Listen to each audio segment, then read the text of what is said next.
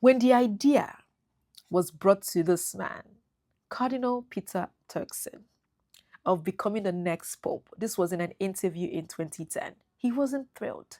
The idea did not tantalize him. He wasn't excited. In fact, he said it was going to be rough and challenging to become the first black pope. Now, just to let you know that we're talking about the first black pope in this century because there have been black popes in the past, right? Cardinal Peter is going to be the first in a long time, right? And to go on a venture or a path that has not been laid out for you is quite a difficult one, knowing that your skin might be against you given the environments that you're going to be serving. Now, Africa has the fastest growing Catholic faith in the world. And as a result of that, people are saying that it only makes sense for them to have their own being represented in Rome, being that they are the majority currently.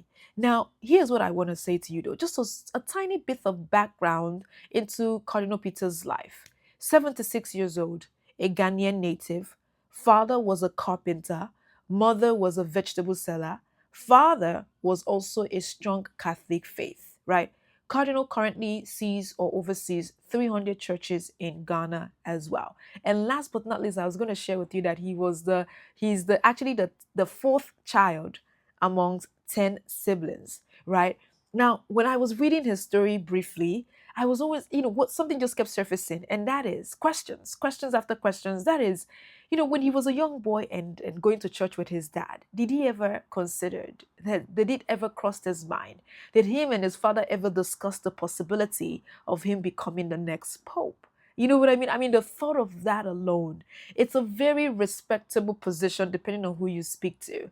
And some people, strong in their faith, look up to the Pope, whether you're religious or not, because it's not anyhow person that they elect in that kind of position. But right now, it is the word on the streets and also the words on newspaper as well. So here is my question to you, my faithful audience, right? Do you think that this might just be an era where we are welcoming a black Pope from Africa?